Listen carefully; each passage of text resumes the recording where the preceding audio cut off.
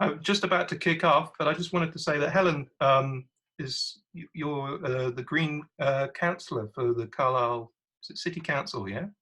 Yeah, that's right. Yes. And you very kindly did a foreword for Poetry for a Purpose, which introduces the whole collection, which is just brilliant. So thank you so much for endorsing it and supporting it. And I think it really gives a bit more weight to all the issues that are raised in the poetry and the words. So thank you very much. I was really impressed when I read through. I didn't read the whole book, but I sort of had a good look through and was very impressed with the stuff that was in there. So it was lovely to thank you for inviting me to do that. I appreciated it. Cool. This is I should be doing something. I'm sitting here doing nothing when I should be doing something, but I can't do it all. Elsewhere, people are fighting. We're hating, arguing, negating our responsibilities, breaking our promises, breaking people's hearts, robbing people of their lives. Somewhere, a kiss is stolen. Lovers embrace, that complicated on and off strand of the human race. Traffic lights click through their cycle. Red, amber, green. Think how simpler life could have been. Dolphins swimming somewhere in the seas. Snakes slither through jungles, escaping destruction of rainforest and felling of trees. Humankind takes and takes and takes and gives back so very little. And what we return is unhelpful waste. Plastic bags, plastic, plastic, plastic bottles, plastic, a wonder material, virtually indestructible, fantastic. When the wars come for control of clean water, will we regret those times when we could have done something and instead did nothing? This world is fragile. This world is yours. This world is mine.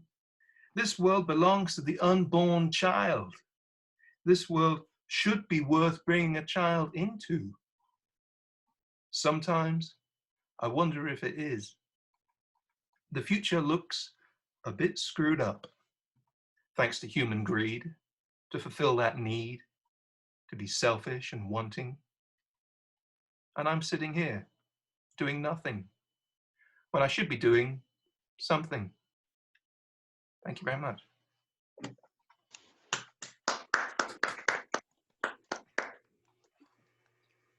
Cool. Okay. Well, I've been relocating spiders today at the conservatory, which doesn't seem a very green thing to be doing, but they had to go. I didn't squash them though; they were moved out. And so, quite a few of my poems have taken the angle of things being cyclical and were part of nature and return to nature and come round again and all that kind of thing. So the first one I'm going to read from the collection is called Rings. So, the rain stings like nettle rash, and I am in and part of this world, and I am made of it and part of it, and will become it once again. We are shining, made of muons sparkling briefly in our firmament. The edge of me is blurred.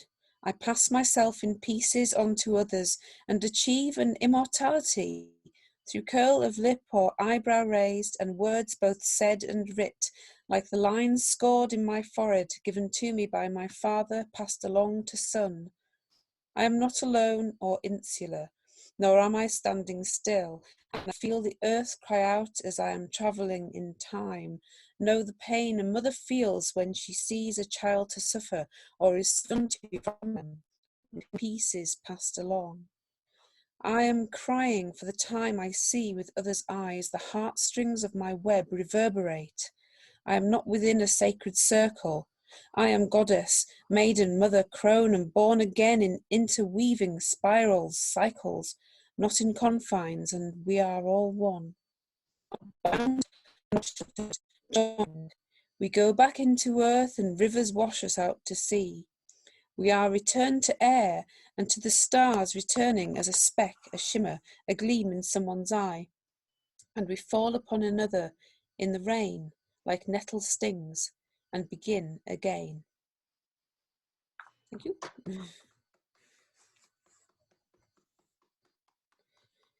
I'd like to say thank you for everybody contributing to the collection.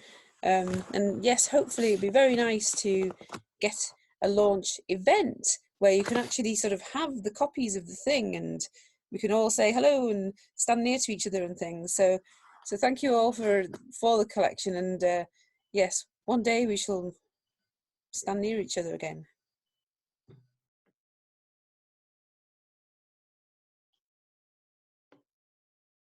Okay.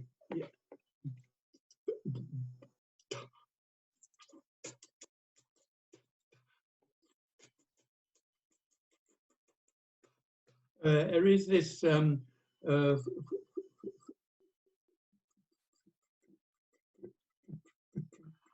figure in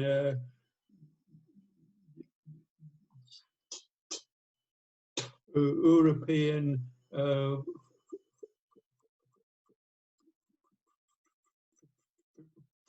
folklore who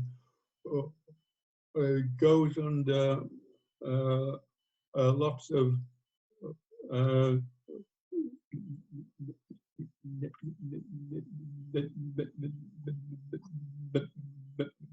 names, including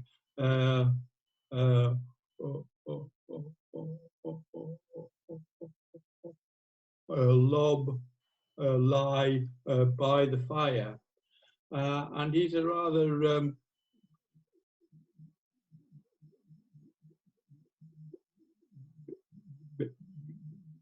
mischievous kind of a guy, and I thought I would put him to work in this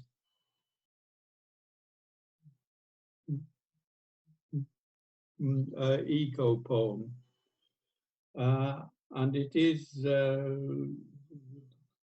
a sort of poem which has got quite a strong idiom. So I'll try to get that going as well.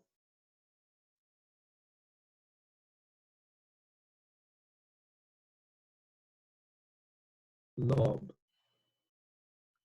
Lob, lie by the fire, easy man to please, washing wine bottles and swatting flies, sweeping up crumbs and sponging spills, scraping up grime and banishing smells, and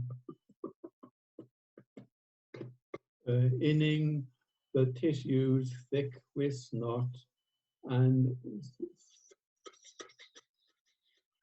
etting out traps and catching a rat, slaving away while we flatmates dream, and all for a wage of a bowl of cream. Lob, or ubberkin, or leprechaun, or lubber fiend, a hard man to pin down. The chores are done with a wink of his eye, then he rides the night to soil the sea and poison the wells and spoil the wind and burn the trees and foul the land. This he does while we flatmates dream. What price now for a bowl of cream? Thank you.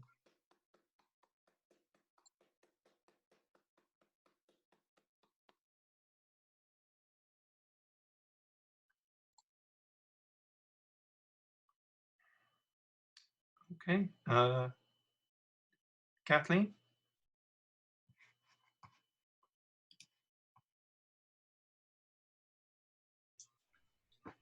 Right, I've managed to unmute myself. Until recently, used to live in an old mill beside the River Eden, which was a haven for wildlife of all sorts, and I loved it. And a couple of years ago, began to notice that things were not normal. It all happened very, very suddenly. And that's what this poem is about. It's called Absence.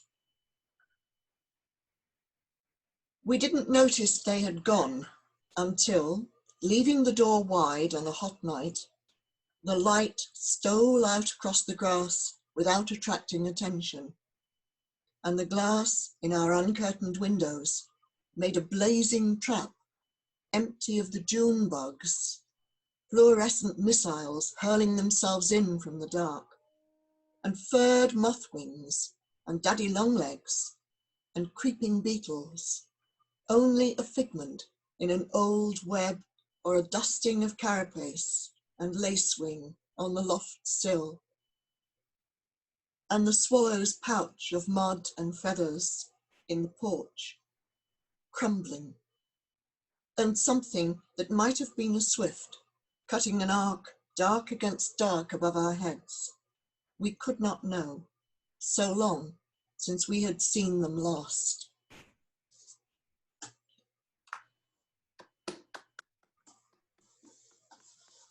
And just to say thank you to you and Susan for putting this anthology together, which is brilliant. Thank you. Thank you. Okay, Roz.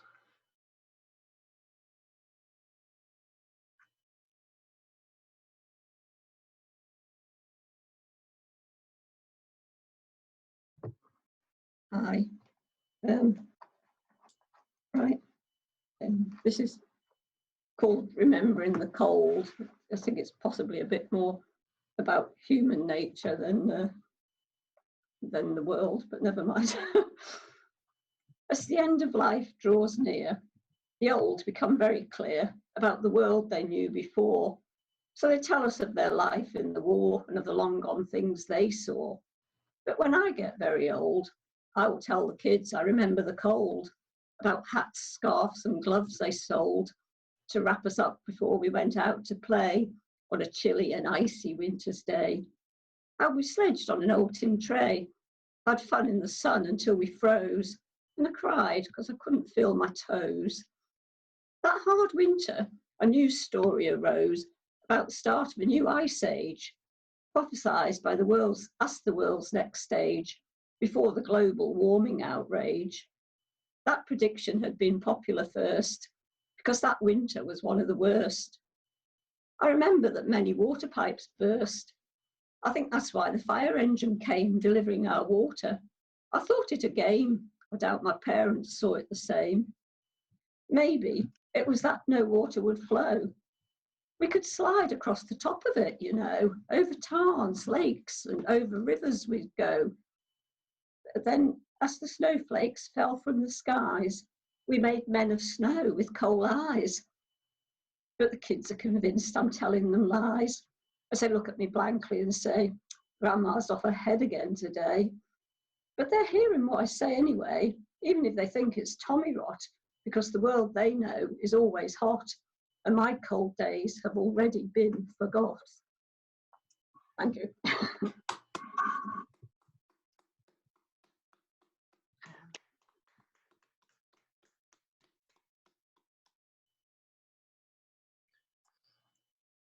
Val. Hello, can you hear Hello. me? Yes. Yeah.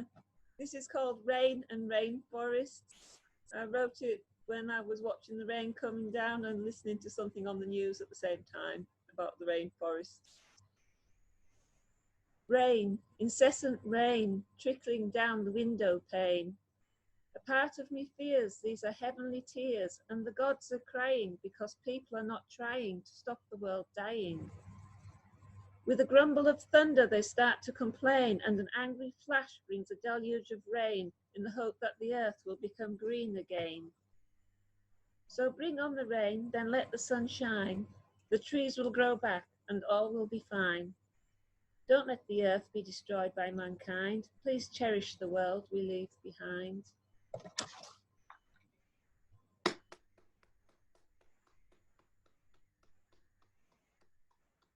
Thank you.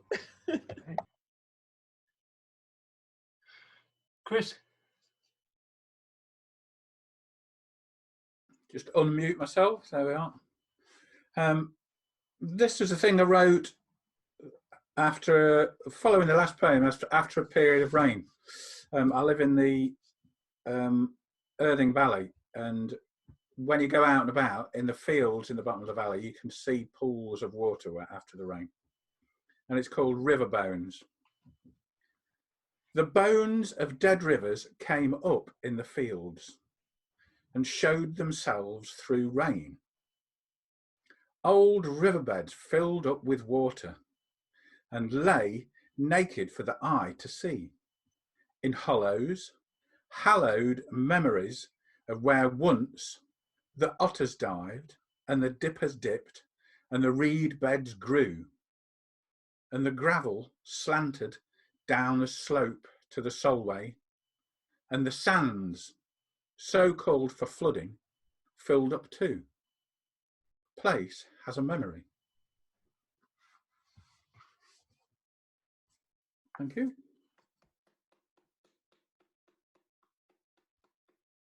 Fantastic. Good stuff. I just got a notification saying there's about 9 minutes of this session left, but once it times out, as I said before, we can all log back in and see where we are. Okay? Jeanette. Can you hear me? Yeah. Yeah. Hello, everybody. Right. I kind of put two poems together along the same kind of theme. One was rhyming, one wasn't, and I couldn't choose. So I sent them both, and thank you, you've accepted them both. So I'll read the non-rhyming one first, and the other one in the next half. Yeah? Cool. Is that all right? So it's called Last Orders. Earth was just a slab of stone. We cupped it in our hand. Time was called, but we ignored it. Skimmed it, chipped it, cracked it, chucked it. Raising chalices to craters recreated.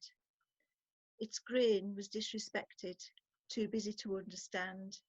We slugged on marble bars, disregarding diamonds, washing warnings down. Into a world we cocksure cultivated. Consumed, discarded, wrappers retreated, bottles banged, and ignorance floated in smoke to a sky that was starless, no drink to the heartless, or time for last orders, when the sea pulled its shutter and closed. Thank you.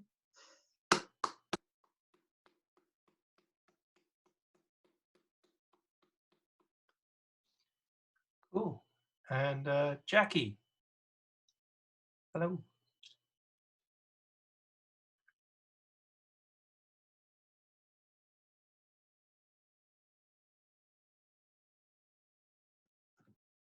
Okay, this is What the Sea Throws Out. That's the one I've got in the book, isn't it? Yeah. I think so, yeah. Okay. What the sea throws out. The sea spits out things that nobody wants. Fragments of things. Seaweed, wood, shells. Some things that once belonged to the sea. A jellyfish, a whale, a giant squid. Thrown out to die uselessly on the beach. Some things that should never have been in there in the first place. Plastic, glass, sewage, broken things. A boat, a whole complete boat. Then its owner, dead. He should never have left land in an unseaworthy vessel. Other people also set sail in vessels not fit to take to the water. But they staggered out alive onto the hostile land with all the other junk that people threw into the sea, hoping to bury under the waves. But the sea doesn't want them either. That's it.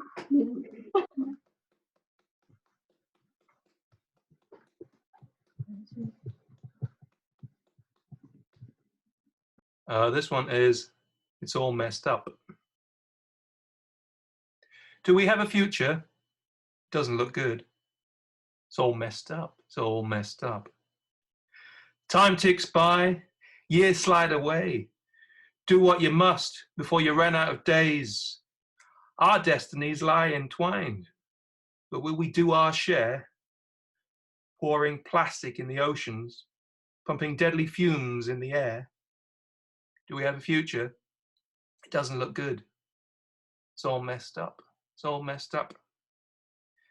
Garbage is our legacy. Greedy people make fast cash. With our cities twinned with Atlantis, our forests burned to ash. Are we gamekeepers turned poacher? As we plunder this paradise of wild and beautiful things, once pristine, how can we steal the legacy of tomorrow's child? Do we have a future? Doesn't look good. It's all messed up. It's all messed up. And that's it.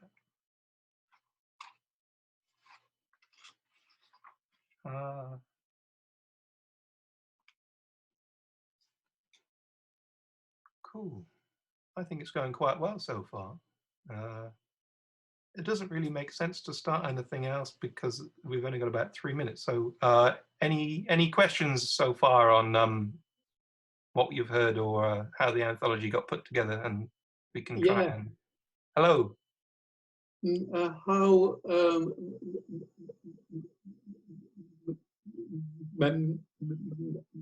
many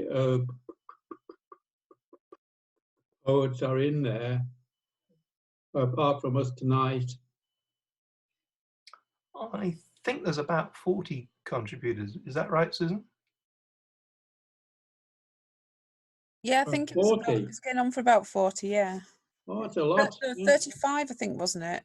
Right, yeah. 35. Something like that, yeah. There was a few late contributors and a couple of students from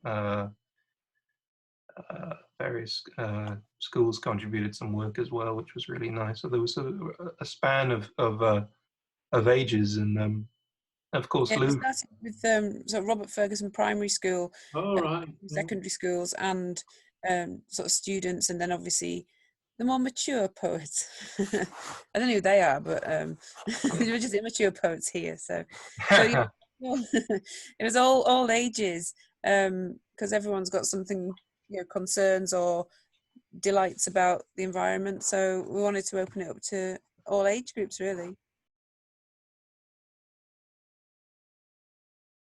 So yeah, this one's called Re-Evolution. The planet is changing. This is seemingly too big a responsibility for humankind. We turn a blind eye to the change. We try to carry on as if nothing is happening. Instead, we argue about the legalities of trade. How will we trade, and for how much? We are missing out on two vital factors. One, just what will we be able to trade, and with whom? In the coming years, the environment will change such that the current crop yields will not be sustainable. Livestock and farming will suffer as a result. Food will become scarce. Drinkable water, clean water, may become resources that are harder to find. Conflicts could arise over water and food supplies. There is a finely balanced ecosystem in which we find ourselves. But if pollinating insects and other species continue to disappear, aka die out, things will become irreversible. As with global temperature rises, 1 or 2 degrees may not sound like much, but try finding your way around the world with just a map and a compass, which may be out a degree or 2, and pretty soon you could be way off your predicted target and find yourself in a dangerous situation. The planet doesn't care what happens to us. Extinctions come and go. Species come and go. Whereas the dinosaurs met with a meteor, our extinction could be self-inflicted. We could take much of the other life on Earth with us. If we fail to act in time or not, makes no difference to the planet. Time is a human construct. The universe works in cycles, revolutions around planets' axes, revolutions around stars. We are but a blink in the eye of geological time. Famine, drought, death await down the path of extinction. Who will care about trade then? Nobody. Survival will be the only aim. Who will care about who was right? Nobody. Who will care about kings and queens? Nobody. Who will care about the banks? Nobody. Who will care about GDP? Nobody. Who will care about Twitter? Nobody. Who will care about books and plays? Nobody. Who will care about art and music if there is nobody there to see or hear it? Who will care about the talking apes who came and thought they were being civilized and instead watched the rainforests burn and did nothing? They scarred this world, this paradise, butchered and ravaged this earth, and in doing so, doomed themselves and all other life. Civilizations rise and fall. Species come and go. Are we just part of a cycle? Or are we going to act and save our home while we still can?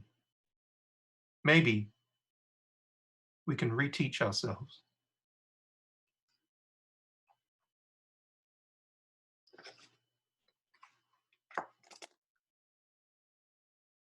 Thank you.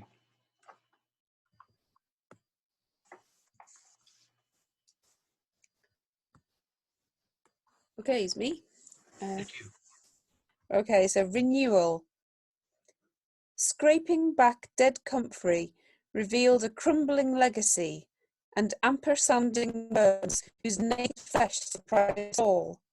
And clipping back the rosemary, let cowslips dance, and Easter roses gaze to heaven. I hack into woody stems of lavender, sprawled like weathered legs across emerging peony-puckered lips, and pick the stems of life, and when I next year, plunge them into waiting earth. Hope, a green-fingered goddess, looking onward.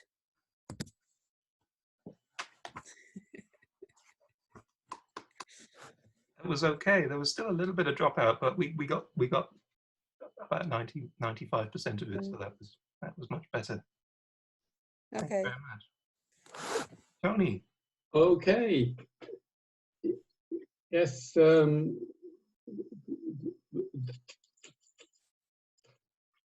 This poem is meant to convey a sense of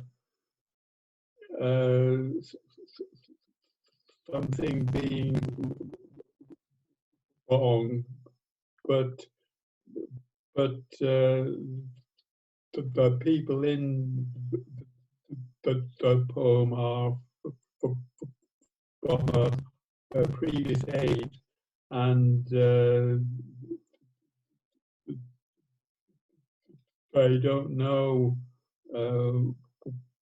what the problem is, but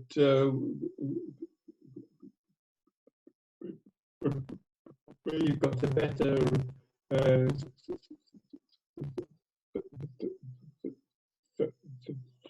scientific understanding these days, so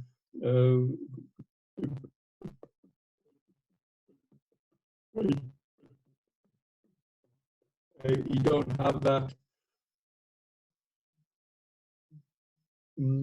excuse.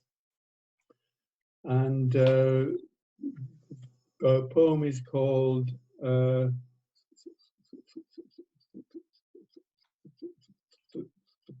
Something in the Air.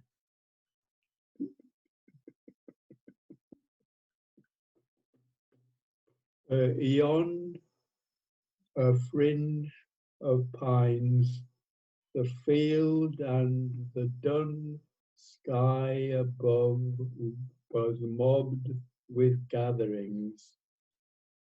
Close by a communion of saints and a flap of nuns talked gravely. I coughed. Oh, Aidan raised an eyebrow, and I asked him what was going on. There's something in the air, he said. We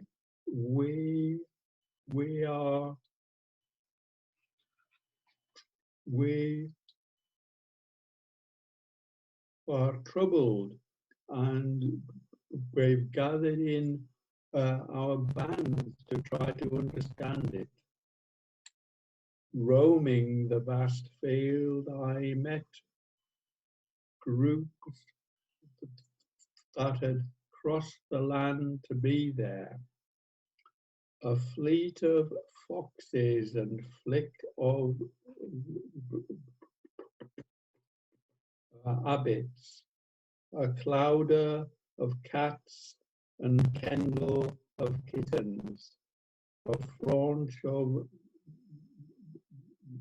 villas and a nab of toads. So many. Even a marvel of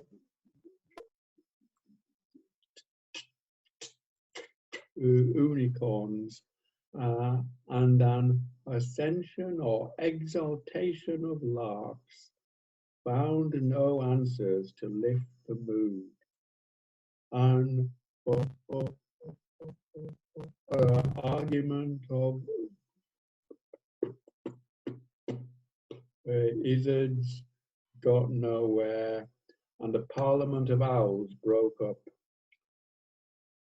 Trembling of finches, murder of crows, hunger grew, but a hastiness of cooks had forgotten provender and pots. Home for broth past the dying pines, and what was in the air I never knew.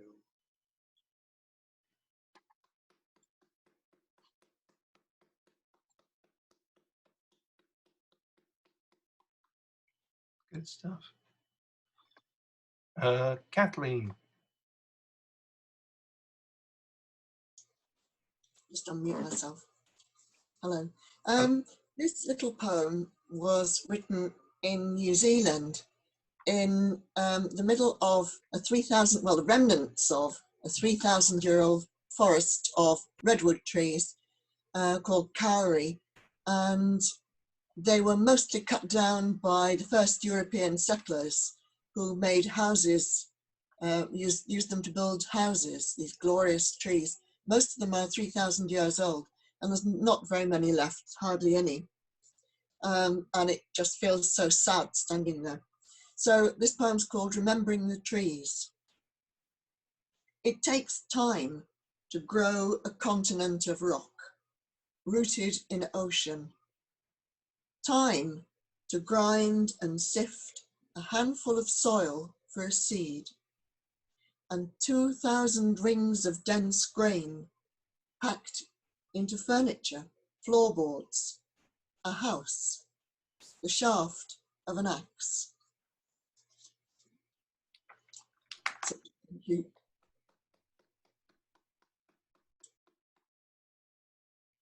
Excellent. Ros, did you have another one, Ros, or you?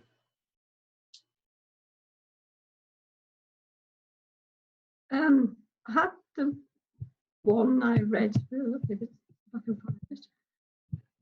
Yeah, I've got one here that I read out at Poetry Club that sort of is appropriate-ish, called Beeswax Raps. Okay.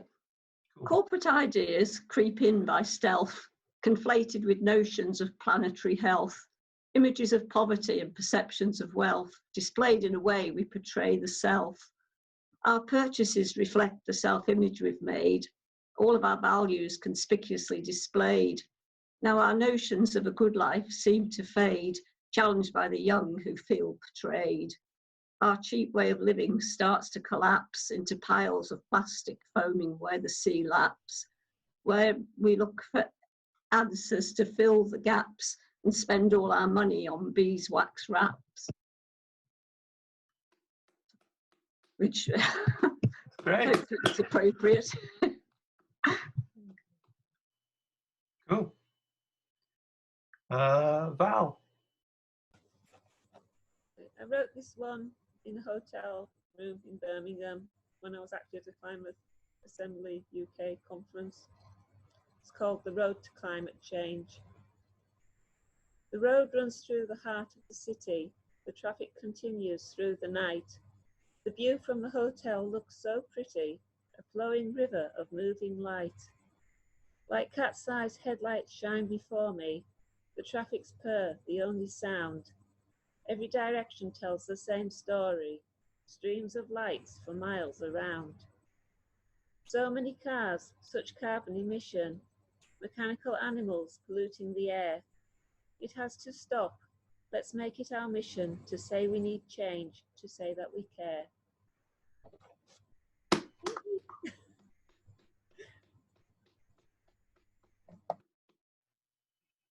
That's excellent. Cool. Chris, you read your one before. Do you have another, or are you're going to pass? Yeah, I do have one. One I wrote some time ago, which I found when trawling through some writing I'd done. I used to DJ, and DJing was an interesting experience because you kind of went through experiences where you could fill a dance floor and very excited people kind of responding to your music, and other times you could play to an empty dance floor where people just really wanted to drink and fight, and it was kind of sometimes quite a solitary experience because I'd drive back at 2 o'clock in the morning and all alone, and back to my flat where I lived on my own. So sometimes it felt like living on a desert island, and this was called Desert Island Disco DJ. Desert Island Disco DJ. No man is an island, so they say, except for the Desert Island Disco DJ. Humping his gear and driving the van, all he's missing is his fellow dancing man. Playing for the monkeys in the great outdoors to the silent sound of no feet on the floor. And the island and dancers are all in his head, recreated, making art in his garden shed. And high on the podium, watching the social whirl, he can't even mix and his poems don't rhyme.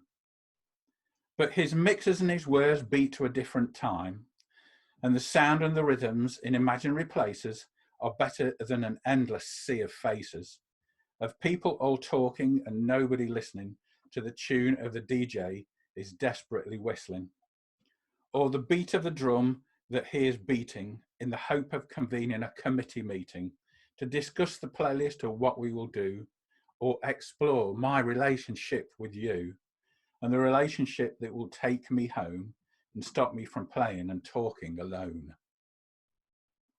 That's it. I just thought it's very appropriate when we're all isolated. Yeah, that's great. Good choice. Thank you. Cool. And Jeanette. Me next, yeah. It's second one called Last Orders.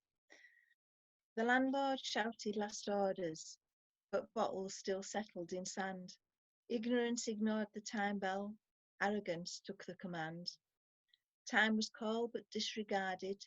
Greed washed warnings down, leaning on a marble bar that stole a mountain's crown. Chalices cracked into craters.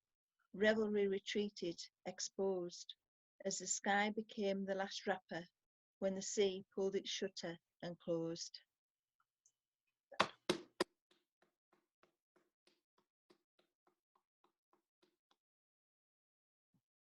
Cool. This is one of the ones that's in the Poetry for Purpose book. Can everyone hear me? Yeah. It's called Dear 2060s Children, and it's a letter from my generation to the people who will be our age in 2060. Dear 2060s children, I hope your world is good. I wish that I could honestly say we did everything we could. If I were to tell you this, I'm sorry to say I'd be lying. I know we haven't done enough, but some of us are trying. I'm sorry that you've been stuck with our destructive legacy. You shouldn't have to worry that there are no more fish in the sea. I hope that you are happy. I hope you aren't living in fear that your children will be poisoned by our toxic atmosphere. We didn't mean to do this, but now you're trapped in our mess. I hope our attempts to fix it are at least somewhat a success. But the earth is borrowed from our children, and we've stolen it from you. I wish that I could tell you that we just didn't have a clue. But we knew what we were doing. This mess is caused by greed. We knew we were using resources that you would one day need. I'm sorry your planet is dying. I'm sorry the seas are oily muck. I'm sorry you don't have a future. I'm sorry to say you're fucked. You shouldn't have to mend this. They're our mistakes, not yours. You should be free to go and play and run around outdoors. So my generation are fighting by kicking up a fuss. I wish that 1980s adults had fought this hard for us. There's another one which is a response. Should I do that in the next one round? You can do it now because you missed the first part, so you might as well have another. Okay. This one's a response from them back to us. I think I wrote it just before the deadline for admissions for the book. I'm writing to you from 2060. Yes, the human race is still alive. Carry on the way you're going, and my generation won't survive. I can't step outside without a mask because the air's too toxic to breathe. We're slowly suffocating and we can't find a way to leave. We're not allowed to play outdoors. We live in hazmat suits. And when we take one step outside, the oily sea laps at our boots. I wish you could see the damage that you don't know yet you've done. The seas will not stop rising. There's nowhere left to run. You can't pretend to be ignorant or that you thought the science was lying. You only had to look outside to see the planet dying. Was it really impossible to get your carbon footprint down? It really couldn't have been so hard to keep the oil deep underground. You can't deny you all helped cause this. You suffered from consumerist addiction, but thanks to that it won't be long until planet Earth's extinction. Your need for all the latest fashion sped up the killing of the Earth, but was having all the nicest clothes what you think my future's worth? I hope I don't come across as rude. I'm just sad and mad and scared. The end is getting closer, and you've left us unprepared. I bet you thought you'd be all right. The world wouldn't die in your lifetime, but didn't it ever occur to you that it was going to die in mine? I know my parents are scared for me. They keep saying we'll be saved. I can tell they're lying, but I'm trying to be brave. I'm not trying to say it's all your fault, but you're falling asleep at the wheel. You've left so many problems that even politicians can't conceal. I know that global warming is a cycle, but you've pushed it past the point of no return. So now my generation are trapped on this dead planet while it burns. I know you're making changes, but right now they're all too small. I hope you start to change your ways. This is your wake-up call. Sincerely, the children of 2060.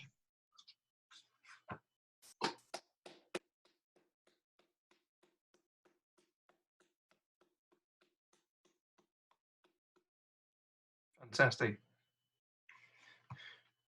Really, this compilation was just an excuse to showcase Lou's poetry, because Lou's been writing about the climate change for a long time now. So we kept hearing Lou's work every time we went through to Cockermouth for Poets Out Loud, and thought somebody's got to bring all these poems together, and that was one of the reasons we wanted to put all these this collection together. So yeah, that's great. Thank you. Say again? Thank you. Thank you. I've had word from Fernando Smith, and he's not able to join us. So he said I could read a couple of his. I know, but he's doing sort of essential worker things. So we wish him well, and hope to see him soon. This is The Ditch And I should do the customary rambling introductions that he does, but Have you got one of those little keyboard things that he, I don't know what they're called. No, I haven't. Well, little harmonia thing. No, I haven't. Yeah, or a zither or something.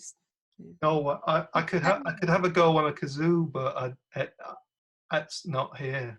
So this is the ditch. This ditch of death has the breath of a wealthy man rotting deep among the concealed cons and conundrums, stalking wiser residents of this island, full of putrid hollows and memories too frail to recall the sorrows. That's that one. And then there's a very short one called Immortality.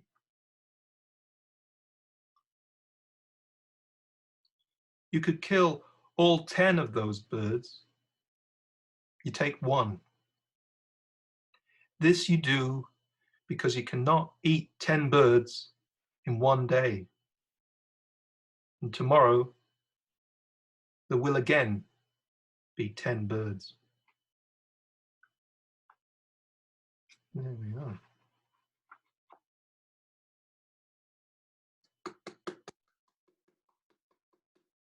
Hello, Arthur. Well, Did you want to read something from your book? I suppose. Sure. Find it. Well, I can stall while you're looking. As I say, it is available on Amazon, but we will get the contributor copies out hopefully at a physical launch event at some point in the not too distant future, we hope. Has the poem been found? Yes. Hooray! Hooray. Can you hear it? Can you hear us? Yep. Okay. Right. The Flooding by Arthur Cartwright Smith. Those who may think Carlisle has nothing special about it clearly haven't encountered its very own flooding eras. Every once in a while, the town feels thirsty and uses the clouds as a drink dispenser. If there is one thing out there that is not your friend, it is the weather. Just when you least expect it, crash, you are soaking wet and you have an entire journey to finish. And when you think it's sure to stop eventually, it just builds up, and suddenly you're up to your waist in rainwater.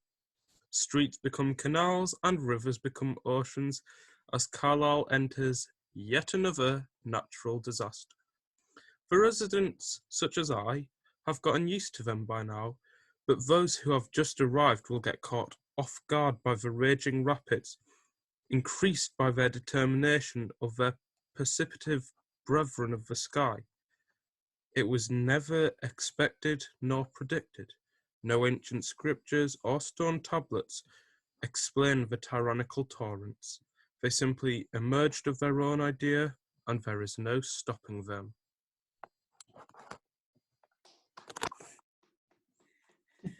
Okay. Great. Good stuff. Yeah. Cool. Yeah, we've got about 5 minutes before the thing times out. So again, any questions about Poetry for a Purpose?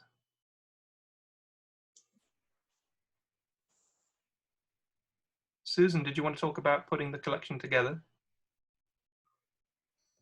I don't know what's to say about it. Everyone was very generous and put their very best pieces forward as usual. It's always great to see what people have hidden away there, and they're so willing and kind to put it together for a collection. It's great. It's really great making collections because you get to read all different styles and just all the voices. It's wonderful. And can you tell us a bit about the workshop you did with the Robert Ferguson kids? How did you inspire them to come up with some responses? I can't remember. It was so long ago. It's a different universe. Yeah, we're just making connections with the young people in the area, and young people always have something to say. They're always creative, and they take in so much. You know, they're not just little proto-humans. They have concerns and they have worries. They hear things, and they're very creative. Young people are, because they don't have the embarrassment that we get as we get older to rein in and hold back. So their artwork and their their poetry is always wonderful. It's wonderful to work with young people because they're not afraid, really, not afraid to express themselves. That's fantastic. Cool. Well, we've got 2 minutes. I'm just flipping through, and I can read a couple of other bits and pieces. This one's by Diane Dobson. It's called "Stop the Barrage." The world is a mess. Chaos reigns. Wars and conflict. Lies and corruption. Walls going up. Disasters and destruction. Dwindling resources and change of climate. Stop. Listen to the teachings of Clive Holmes. See your emotions, but don't hang on. Turn negative into positive. Instead of greed and gratitude. Instead of frustration, patience. Instead of indifference, curiosity. Instead of ignorance, knowledge. Instead of anger, compassion. Let the dark thoughts drift by a bubbling stream, like a bubbling stream. Turn a melodrama into a melodrama. Accept the impermanence of things. Focus on the breath. Meditate. Body like a mountain. Breath like the wind. Awareness like the sky. And that's really great. It's dedicated to Clive Holmes, who she says is the wisest, funniest, and most patient teacher I know. Okay, we've got less than a minute, so we'll probably have to sign out and log back in again in a second. But it's really good to see everybody, and we'll have a quick round in round 3. Stay for the next half. The next half. It's I like, can't say for the third Yeah, half, sorry. I'm sorry I won't be able to come back in because I've got a family call at 9 o'clock. So no, thank you so much for contributing, Kathleen. It's been good to see you, and thank you for including me. It's been great. oh, fab, cool. All I'm right, heading off too. I've got to go as well. okay. Well, hopefully see you soon, and we'll be in touch. I'll see you all Thank you very much, tomorrow for everybody. the folk night. Yeah. Oh, great. Yeah. I'll see you then. I won't be back either, so I'm saying good night. Okay. Good. Happy Earth Day. Happy Earth Day, and we'll see people hopefully in a couple of minutes who are staying.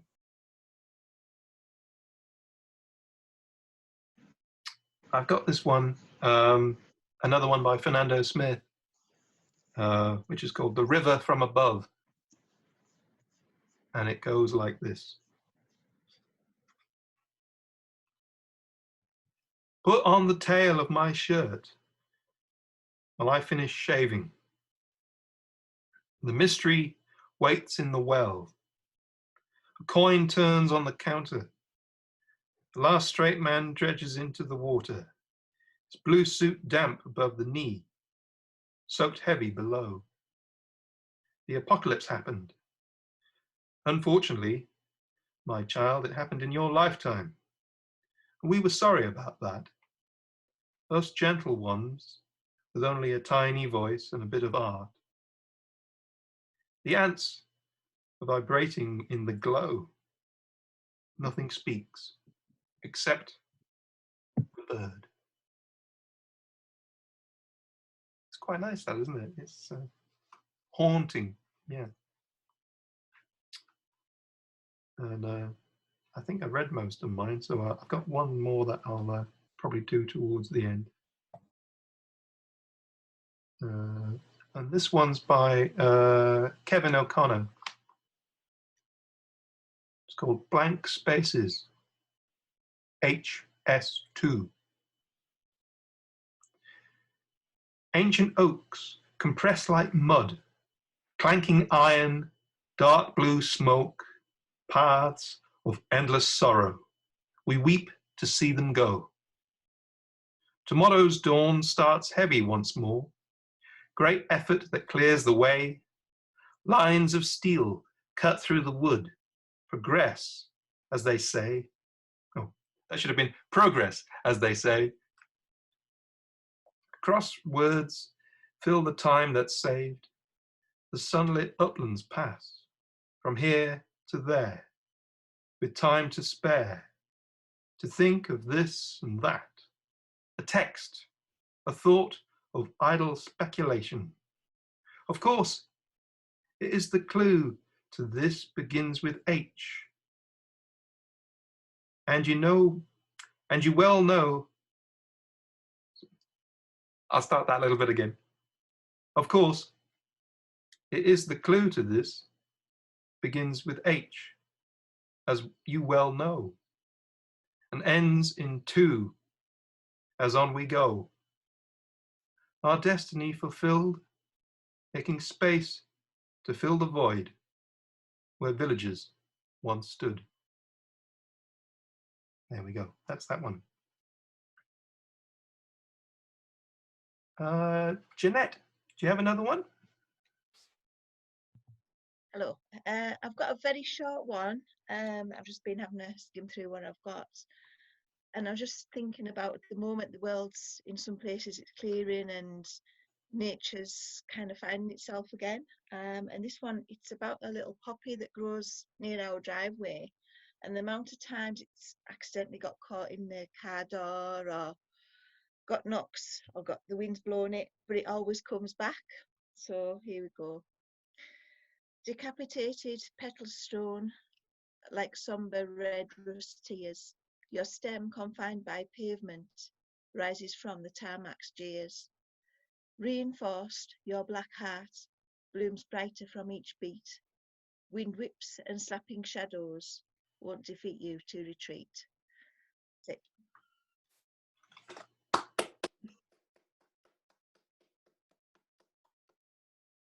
Cool. Val, have you got another one, or are you? No, I'm done. I'm done. Okay. And Roz? No, you're out. Okay. No, you're all right. Yeah. Okay, Lou.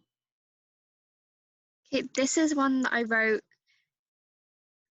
I started writing it when I was a bit angry, and then I carried on writing it because there are almost 1,000 words in the online rhyming dictionary that rhyme with concentrating. So the end of each line in this rhymes with concentrating. And it's called planetating, which isn't a word. Deforestating also isn't a word, but just roll with it. Okay. Listen up to what I'm stating. I hope that you're all concentrating. You see, climate change isn't waiting. We need to stop procrastinating. This issue doesn't need debating. The proof is there, check carbon dating. Temperatures aren't oscillating. Now they're severely fluctuating. Carbon and methane are incubating the earth while it's deteriorating. You might say I'm agitating, but actually I'm educating, because the news is always understating the effects that are so devastating, like refugees relocating, losing their homes, emigrating. This means we're underestimating the rate that change is accelerating. This oversight's humiliating. My anxiety is nauseating. Extinct species aren't resuscitating. The earth is not recuperating. Soon we'll all be suffocating on this earth, on a planet that's asphyxiating. The future's so intimidating on this earth that we're annihilating, with a natural world we're decimating, and an animal kingdom that's dissipating, with jungles we're deforesting, and sea levels that are elevating. At this point you may be contemplating the lies the media is generating, and the stories Trump is fabricating. God, that man's exasperating. I think he's probably compensating. And if media's infuriating, you shouldn't listen to their equivocating, ignore all their pontificating. The truth is in fact illuminating. The truth is we must stop hesitating. The ice caps now won't stop deflating. It's becoming self-perpetuating. Our problems are amalgamating, so we must start innovating. Focus on caring, protecting, cultivating, reusable energy generating. This isn't up for negotiating. We will stop assassinating this planet we're contaminating, or it will start retaliating. So please start participating. Please start cooperating in this green future we're initiating. Then we can start recalculating how to stop exacerbating, how to stop the Earth's emaciating. And when the planet's rehabilitating, that's when I'll be celebrating. Yeah, it was way longer than it should have been. That was great. Yeah, it's brilliant, that. I really like that. Cool. Is that in the book? Yeah, I think it is. Yeah. I can't remember. I've got 8 poems about climate change, and I put in, I think, 5 of them. I think we put in everything that we received. Yeah, I just can't remember what I sent.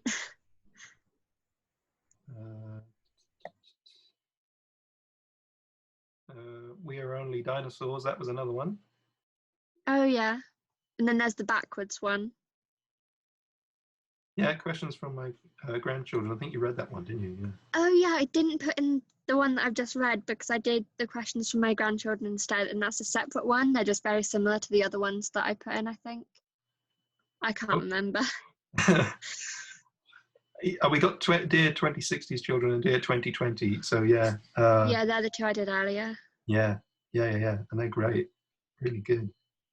Oh yeah, cool. And you've sent a wonderful piece of art as well, which well, we had to make it black and white to put it inside the book, but you got a version of it there if you can. It's very it's satire, people, with Boris and Trump pushing. I've got the colour version here. The melting. Oh yeah, the melting.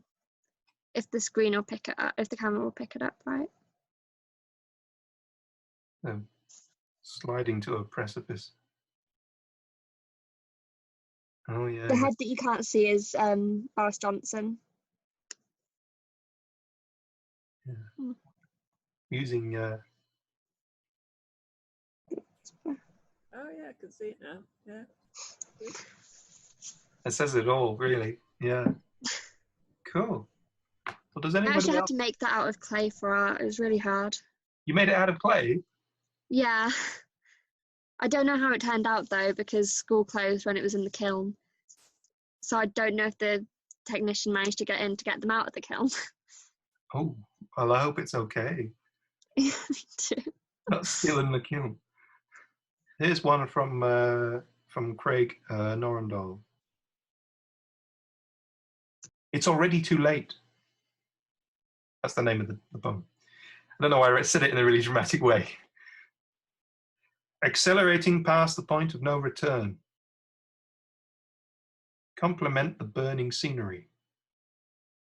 Building systems that maintain the accepted exponential growth by eating you. Selling your future to pay for today's trivial distractions. You couldn't change if your life depended on it. And it does. It's quite powerful, really, you know. Did anybody have anything else they wanted to share, or we? Lou, did you have one more? Can I do my back to front one? Like, this is one of the ones that went into the book. It's called One Day, and it's like, it's a, what's the word? It's palindrome, so it's the same. I can't actually remember. I can't remember what it is. One day, this planet will be a wasteland. I refuse to believe that you and I can help to save the world. It might seem surprising, but I know that every little helps, and it's better late than never are lies. The truth is, we can't do it, and it's too late. I'll tell future generations that we can save the world, but that's not true. Some say that the Earth is doomed anyway. I'll listen to them. Scientists say we still have time to fix this, but what do they know? Older generations often blame the young, and maybe they're right. Children will still believe that we will be okay. The future is scary, but I know that we can succeed. I know that we can succeed is wrong, and we know that living selfishly just because we can is the best thing to do. Reducing, reusing, and recycling is pointless. It won't work. Ignoring our problems will not be easy, but we will try regardless. Preventing global warming isn't actually going to help anybody. Living in ignorance, apathy, arrogance, and lethargy is our only feasible option left. Working hard to change for the better is useless. Thinking inside the box is the best thing to do. Speaking up to be heard is a waste of our time. Giving up is our duty. Fighting is a joke. We know that we cannot make a difference unless we turn things around. We cannot make a difference. We know that is a joke. Fighting is our duty. Giving up is a waste of our time. Speaking up to be heard is the best thing to do. Thinking inside the box is useless. Working hard to change for the better is our only feasible option. Living in ignorance, apathy, arrogance, and lethargy isn't actually going to help anybody. Preventing global warming will not be easy, but we will try regardless. Ignoring our problems is pointless. It won't work. Reducing, reusing, and recycling is the best thing to do. Living selfishly just because we can is wrong, and we know that we can succeed. I know that the future is scary, but children still believe that we will be okay, and maybe they're right. Older generations often blame the young, but what do they know? Scientists say that we still have time to fix this. I'll listen to them. Some say that the Earth is doomed anyway. That's not true. We can save the world. I'll tell future generations that it's too late and we can't do it to lies. The truth is, it's better late than never, and every little helps. I know that it might seem surprising, but you and I can help to save the world. I refuse to believe that this planet will be a wasteland one day.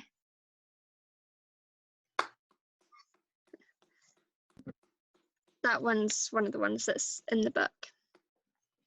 That was great. The first time you read that, I think the whole room was just blown away. And that's in the middle where you get, and then you turn around, and then everything has a totally other meaning. It's Yeah, I like that style. It's really hard to do that. Yeah, very good. It's very clever. Because you're writing from the beginning to the middle, and that's also from the end to the middle, and the middle to the end, and the grammar is just weird. I think that's a wonderful poem, and thank you for sharing it with us, because that was Thanks. really terrific. Well, I got one more, and then I think we'll sort of draw things to a close. But you guys, stayed to the very end, so bonus points to you. It's like a lock-in then. A lockdown lock-in. This one is just a limerick from a writing workshop that Susan held at Soulfest a couple of years ago, and I managed to get James and Max and Craig and the reprobates to tag along to it. And one of the things were limericks, and this is a not very good limerick that I came up with about climate change. With our beautiful world under threat, an apocalyptic evil will be met. Unless we change ways, we'll meet end of days. There is lots we can do, don't fret. Short and sweet. Okay. Whew. Well, thank you very much for joining in. The preview for Poetry for a Purpose is available on Amazon. But as I say, we'll get contributors their copies when normality has returned, we hope.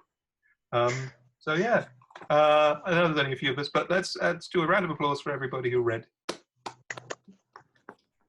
think you should have just published a book for Lou, actually, and left the rest of us out of it. Well, I'm sure Lou's people can talk to our people, and we'll do a special. Say my people, it's literally just me and my dad. Yeah. But he's got to take his 10% somehow. Thank you to everyone who listened as well. Everybody who sent stuff into the book. There's Annie Kendall. Hello. We're just about to say, we're about to sort of wrap up, but have you got something you'd like to read? Oh gosh, no. Just want to listen. Well, I can. Yes, I can if you want. Yeah, please go on. I don't know why I'm shouting. Hang on. Let me reach over here. Sure. Are you well? I'm good. I got oh, hold on. Wait, we're tangled up. Oh God. Yeah, I got into a zone with the sculpture, and I suddenly looked at the clock and went, "Oh, it's 10 to 10, whatever." So yes, just mad. Oh, what?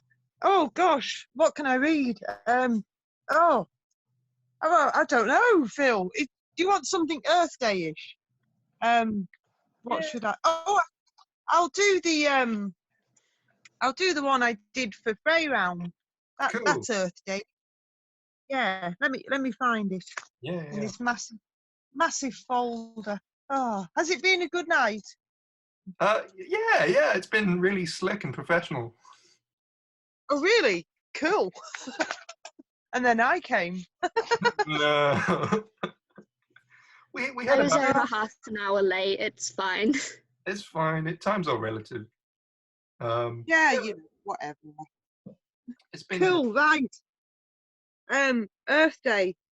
It's quite good this actually, because I bet the Weeping Willow's loving life at the moment with all this lack of pollution. So yeah, here we go. Weeping Willow. I breathe out and in, out and in. Take and give back. I drink and sweat and weep. I weep. I breathe out and in. Take from the air what should be in the ground. Quench my thirst on your slops and weep for earth at the stake. I weep for the children. They will watch her die. I breathe out and in, pulling at your spew, taking from the air what should be in the ground. Earth begs for food, and I weep for the children, clinging to her, sucking at her empty tits. They will watch her die, and I will not shed a tear for them. Earth begs for food, and you take it from her mouth. You take it from her mouth and throw it to waste. You piss it away, and I quench my thirst on your slops. I breathe out and in, out and in. Take and give back. I drink and sweat and weep. It is all I can do. Okay. Thank you. fantastic. Sorry for the fidgeting. Robinson was licking my feet. He's still trying to lick my feet. That's your dog, isn't it? Oh yes. Robinson's the dog. Robinson's the dog. Aha! A good point to clarify. Before I forget, I was on the phone the other day to Pat Warbank, who comes to the Poets Out Loud. Yes. The one in Cockermouth. She just lives on my street and she's on her own, so I thought I'd give her a call. She said to send everybody her love, and she mentioned that Annie is brilliant several times. Oh. She just said, it's like, oh, who was at the poetry thing last week? I was like, oh, I just listed off your names, and like, oh, I love Annie. Annie is brilliant. She's a lovely lass. Oh, I've known her for a very long time. So she's lovely. Her dog will see me from across the road and roll onto his back for tummy rubs when I'm like ages away. She's a real sweetheart. I knew her husband more than I knew Pat. So yeah, I think my dad did. So gosh, Sports Centre days, that was a long time ago. Yeah, I just wanted to say hi to everybody for her. Oh, that's good. I don't think she managed to set up Zoom on her computer. I don't actually know if she's got a computer. Manon says hello to everybody as well. And we're looking forward to zucchinis being open at some point in the future. Hopefully I ran into Flick today. Just accidentally. Just passed her on a path. Yeah. She's fine, trying to get to grips with how to use WhatsApp. Oh, wow. Gosh, she's stepping up her technology. Yeah, I thought she didn't have a phone or a computer or anything. Yeah, she uses the library for internet access. That'll be closed, won't it? So if I didn't Yes. have internet at the moment, I'd go mad. Well, we're very lucky to have the technology that we do now. I mean, if this had happened sort of 25 years ago, it might have been really difficult for people to keep in contact as much as they have and can do. Yeah, I can finish with some notices because I haven't done any. But we'll do a speakeasy next Wednesday. That's the 29th. So I'll get some info out about that tomorrow. And then we could do another Poets Out Loud on the second Wednesday of May, yeah? Please. Yeah, does That'd that sound be cool? brilliant. Yeah, that'd be so cool. So I've actually got new poems, but not to hand. So Cool. All right, I'll sort those out as well. Fantastic. Cool. All right. Well, I think that's probably us coming to a close. But let's give everyone a round of applause once again because it was good.